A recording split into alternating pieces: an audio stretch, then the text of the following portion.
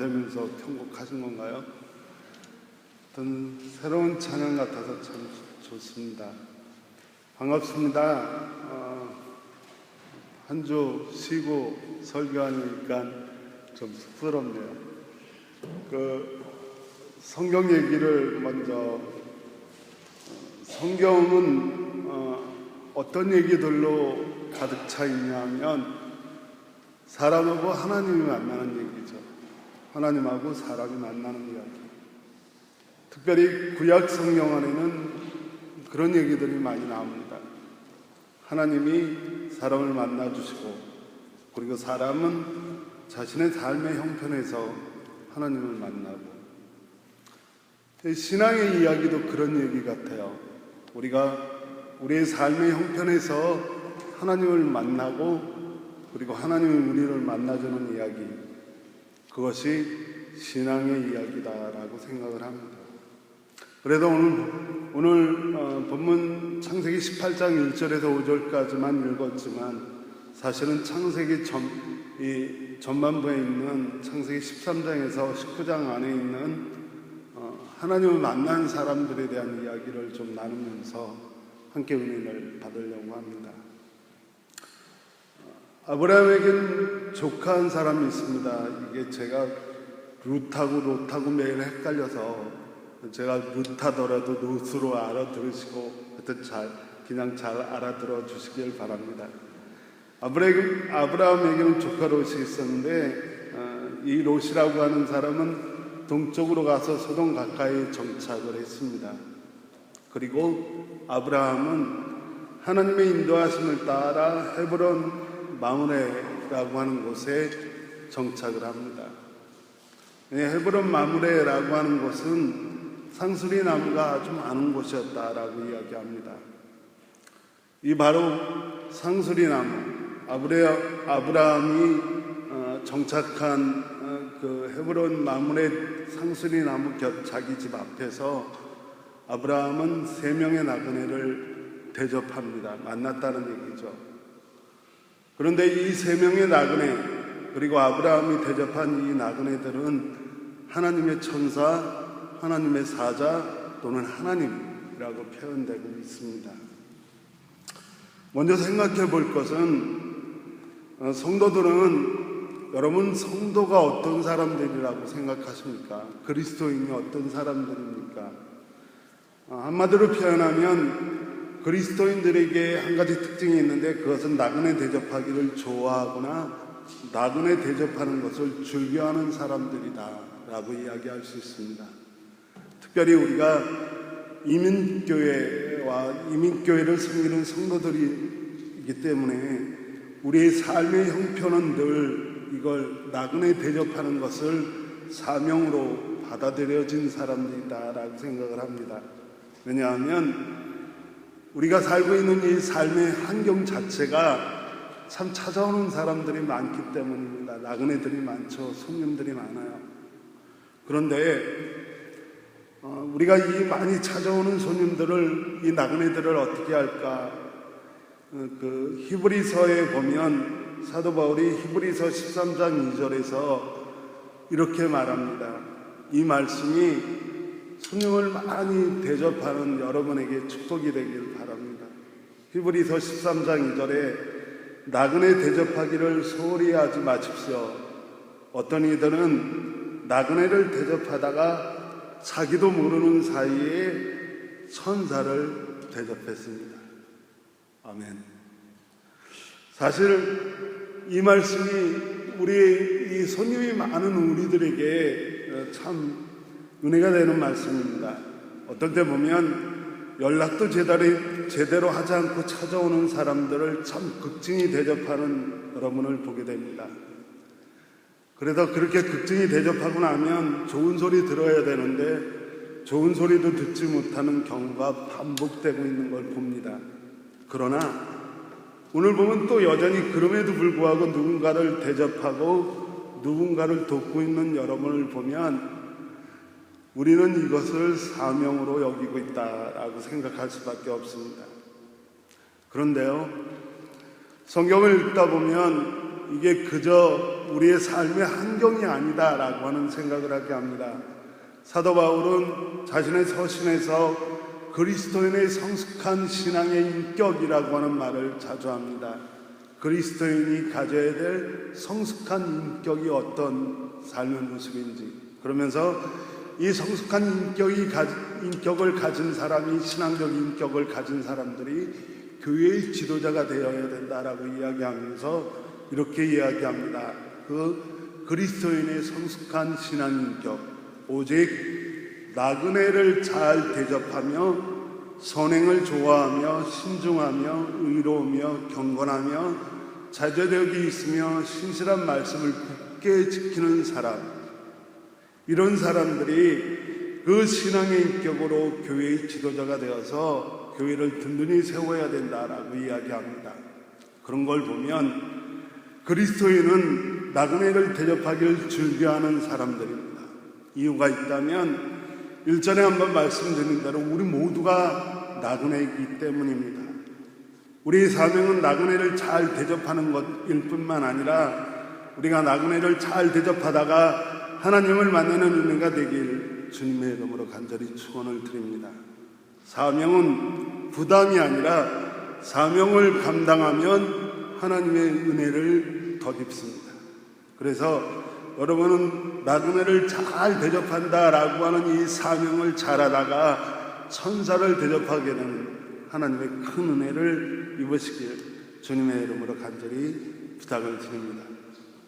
오늘의 주제로 다시 돌아와서 마물의 상순이 나무 곁에서 하나님을 만나는 것은 아브라함이죠. 근데 아브라함이 바로 이 상순이 나무 곁에서 하나님을 만나고 있을 때 아브라함의 심정은 참 복잡했다라고 생각을 합니다. 그러니까 마음이 편하지 않았다는 얘기예요.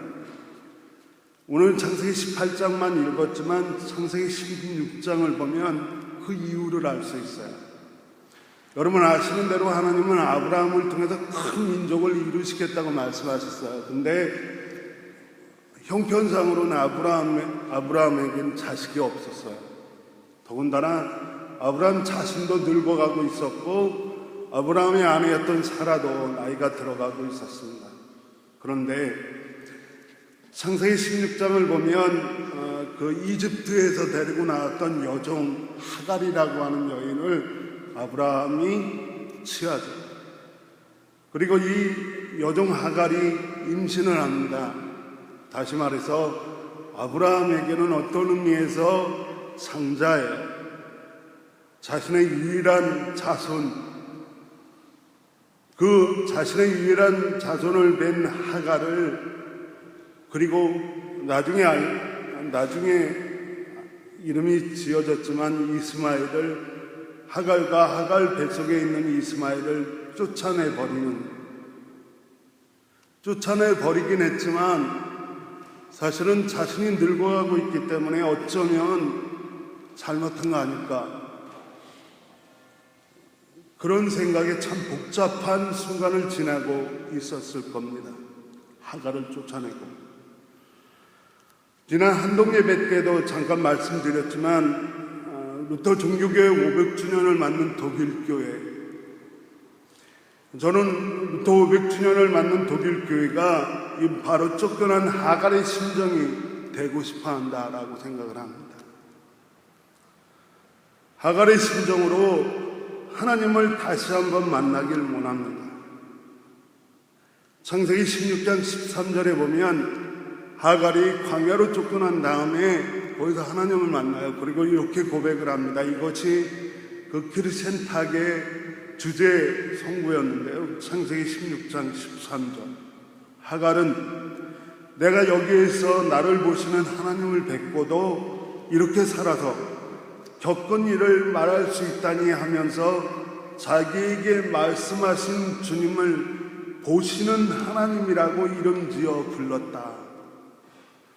무슨 말이냐 하면 바로 이 창세기 16장에서 쫓겨난 하갈이 광야에서 만난 하나님을 보면서 그 하나님을 향해서 하나님은 나를 보시는 하나님이구나 라고 그렇게 생각했다라고 하는 겁니다. 그리고 정말 자신이 겪은 모든 이야기를, 하갈이라고 하는 정말 비천한 여인이 겪은 모든 이야기들을 하나님께 할 수 있었다라고 하는 고백을 합니다. 하나님은 이 여인 하갈을 보고 있었습니다. 하나님이 하갈이라고 하는 여인을 보고 있듯이 독일 교회는 지금 이 난민이라고 하는, 난민을 수없이 받아들였다라고 하는 이스마엘을 수없이 잉태했지만 그 이스마엘 난민을 받아들인 것이 자기 이 독일 사회에 복이 되지 않고 도리어 문제거리가 되고 골칫거리가 되어버린 그런 독일 교회가 바로 그 하갈의 심정에 대해서 하나님에게 다시 자신들의 사정을 이야기하기 위해 하나님을 만나고 싶어하는 독일 교회. 하나님은 바로 그 독일 교회를 보고 계시다.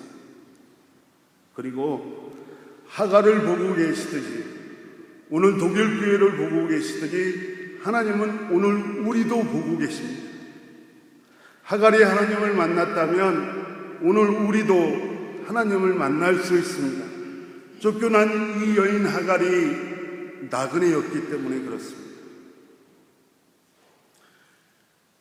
이 유럽 사회에 들어와 있는 나그네들, 난민들, 그들도 나그네였지만 우리의 삶 속에 스며들어온 염려와 근심에 가득한 우리도 나그네입니다.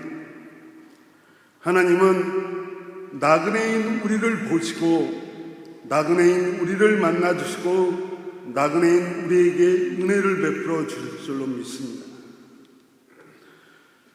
창세기 16장에서 나를 보시는 하나님을 만난 하갈은 하나님으로부터 보호하심을 약속받습니다.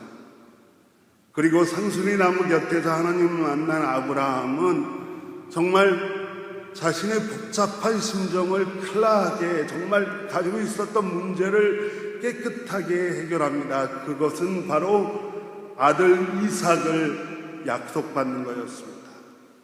그래서 아브라함이 언제 아들 이삭을 하나님으로부터 약속받았느냐라고 하면 그 약속받은 장소가 바로 헤브론 마물렛 상수리 나무 곁이다라고 이야기합니다. 상수리 나무 곁, 하나님을 만난 장소이죠. 왜 우리는 하나님을 만나는 특별한 장소가 필요할까?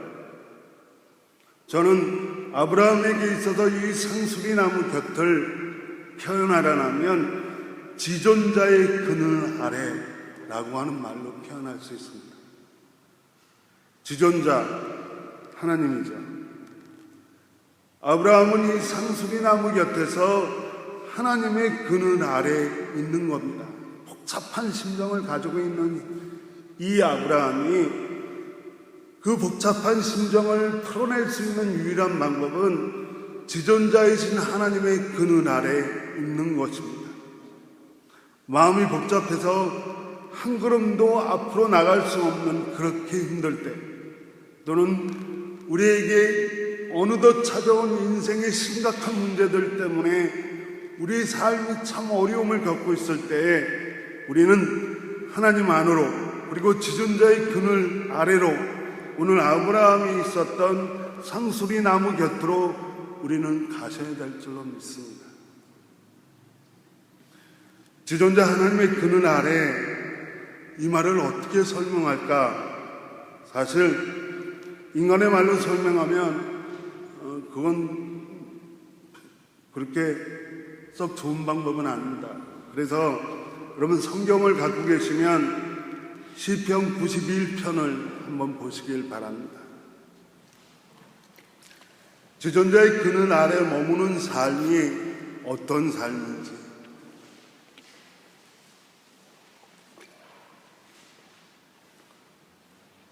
성경의 시인, 특별히 91편의 시인이 이 지존자의 그늘 아래, 하나님의 그늘 아래, 그리고 하나님의 능력 아래에 있는 사람들, 거기 머무는 사람들의 삶을 이렇게 노래합니다. 제가 91편을 그대로 읽어드리겠습니다. 가장 높으신 분의 보호를 받으면서 사는 너는 전능하신 분의 그늘 아래 머무를 것이다. 나는 주님은 나의 피난처시요 나의 요새, 나의 의지할 하나님이라고 말하겠다. 정녕, 주님은 너를 사냥꾼의 덫에서 빼어내어 주시고 죽을 병에서 너를 건져 주실 것이다. 주님이 그의 기초로 너를 덮어주시고 너도 그의 날개 아래로 피할 것이니 주님의 진실하심이 너를 지켜주는 방패와 갑옷이 될 것이다. 그러므로 너는 밤에 찾아오는 공포를 두려워하지 않고 낮에 날아드는 화살을 무서워하지 않을 것이다. 흑암을 틈타서 퍼지는 연병이나 백주에 덮쳐오는 재앙도 두려워하지 말아라. 내 왼쪽에서 1000명이 넘어지고 내 오른쪽에서 10,000명이 쓰러져도 내게는 재앙이 가까이 오지 못할 것이다. 오직 너는 너의 눈으로 자세히 볼 것이니 악인들이 보응을 받는 것을 보게 될 것이다. 내가 주님을 내 피난처로 삼았으니 가장 높으신 분을 너의 거처로 삼았으니 내게는 어떠한 불행도 찾아오지 않을 것이다. 내 장막에는 어떠한 재앙도 가까이 하지 못할 것이다. 그가 천사들에게 명하셔서 내가 가는 길마다 너를 지키게 하실 것이니 내 발이 돌뿌리에 부딪히지 않게 천사들이 그들의 손으로 너를 붙들어 줄 것이다. 내가 사자와 독사를 짓밟고 다니며 사자의 새끼와 살모사를 짓이기고 다닐 것이다. 하나님께서 말씀하신다. 그가 나를 간절히 사랑하니 내가 그를 건져주겠다. 그가 나의 이름을 알고 있으니 내가 그를 높여주겠다. 그가 나를 부를 때 내가 응답하고 그가 고난을 받을 때 내가 그와 함께 하겠다. 내가 그를 건져주고 그를 영화롭게 하겠다. 내가 그를 만족할 만큼 오래 살도록 하고 내 구원을 그에게 보여주겠다. 아멘. 사랑하는 여러분, 인간의 언어가 아니라 성경의 언어로, 성경의 시인의 시로 지존자의 그늘 아래, 하나님의 그늘 아래 보호받는 사람의 여러 가지 모습들을 읽어드렸습니다. 여러분 모두도 이 그늘 아래 보호받는, 하나님의 그늘 아래 보호받는 여러분이 되시길 주님의 이름으로 간절히 축원을 드립니다. 한 가지만 더 말씀을 드리겠습니다. 하갈도 하나님을 만났고 아브라함도 하나님을 만났습니다. 그런데 또 하나님을 만나는 또 다른 만남이 하나 있습니다. 오늘 본문은 창세기 18장인데 한 장만 넘기시면 19장이 나옵니다.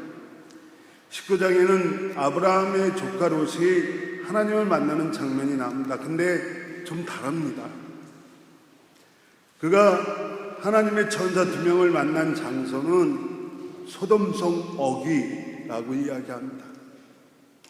소돔이라고 하는 것 이미 여러분이 잘 알고 계시죠? 엄청난 죄가 저질러지고 있고 모든 악한 일들이 벌어지고 있는 곳입니다. 그런데 18장의 상수리 나무 곁에 모습을 살펴보면 이미 우리가 18장을 읽은 대로 참 차분한 분위기입니다. 그리고 아브라함은 약속을 받고, 그리고 하나님의 천사들이 아브라함의 약속을 하고 나서 소돔을 멸하러 가겠다라고 이야기하니까 그 계획을 들은 아브라함이 하나님과 기도를 주고받아요. 50명, 의를 행하는 사람 50명이 있으며 의를 행하는 사람 50에서 5을 뺀 사람이 있으며 의를 행하는 사람 20명, 10명이 있어도 하나님 정말 소돔을 멸하시겠습니까? 라고 기도하는 것입니다. 그런데 29장의 롯이 소돔성 어귀에서 하나님을 만나는 장면은 좀 다릅니다. 19장 한번 이렇게 슬쩍 보시면 이곳은 차분하거나 기도하는 장소거나 뭔가 평온한 모습이 아니라 굉장히 혼란스럽습니다. 소란스럽고 무리들이 몰려와서 소리치고 악타구니 치고 결국에는 대문을 부숴버리는 장면까지 나옵니다. 거기다가 이런 판국에, 정말 이렇게 소란스러운 판국에 롯에게 하나님은 서둘러 소돔을 떠나라고 말씀하시는데 그 말씀을 듣는 이 롯은 망설입니다. 뒤돌아보지 말라라고 말씀하시는데 그들은 뒤돌아봅니다. 결국 엉망이 되어버리는 만남을 보게 됩니다. 그래서 예수님은 누가복음에서 이렇게 말씀하셨어요. 롯의 시대에도 이와 같이 일이 벌어졌다. 사람들이 먹고 마시고 사고 팔고 나무를 심고 집을 짓고 하였는데 롯이 소돔에서 떠나던 날에 하늘에서 불과 유황이 쏟아져 내려서 그들 모두를 멸망시켰다. 롯의 아내를 기억하여라. 이제 말씀을 정리하겠습니다. 이미 말씀드린 대로 하나님을 만난 사람들, 아브라함도 하나님을 만났고 하갈도 하나님을 만났습니다. 그리고 롯도 하나님을 만났죠. 아브라함은 복잡한 심정 가운데서 하나님을 만났고 하갈은 쫓겨난 가운데 하나님을 만났고 롯은 소돔성에 대한 미련과 그리고 욕심을 가진 가운데 하나님을 만났어요. 똑같이 하나님을 만났지만 그 결과는 너무나 다릅니다.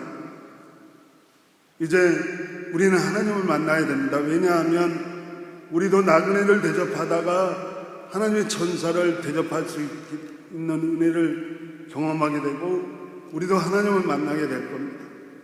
그런데 우리와 하나님과의 만남은 요란스럽지 않고 복잡한 심정의 상태가 아니라 우리가 하나님을 만날 때는 아브라함처럼 평온한 가운데 하나님이 우리에게 이미 약속하신 약속이 확인되어지고 뿐만 아니라 하갈처럼 우리의 삶 가운데 하나님의 그 지존자의 그늘 아래 놓이게 되는 그 보호하심을 받는 만남이 되시길 주님의 이름으로 간절히 축원을 드립니다. 나를 보시는 하나님, 나 같은 형편에 있는 사람도 보시는 하나님을 하갈처럼 만나시는 여러분이 되시길 바랍니다. 그러나 이렇게 소란스럽고 요란하며 뭔가 결과가 다른 엉뚱하게 망쳐버리는 하나님과의 만남이 되지 않길 주님의 이름으로 간절히 부탁을 드립니다. 하나님을 만나셔서 하나님이 우리에게 이미 약속하신 것들을 확인받고 보호하심 받는 여러분이 되시길 주님의 이름으로 축원합니다. 기도하겠습니다.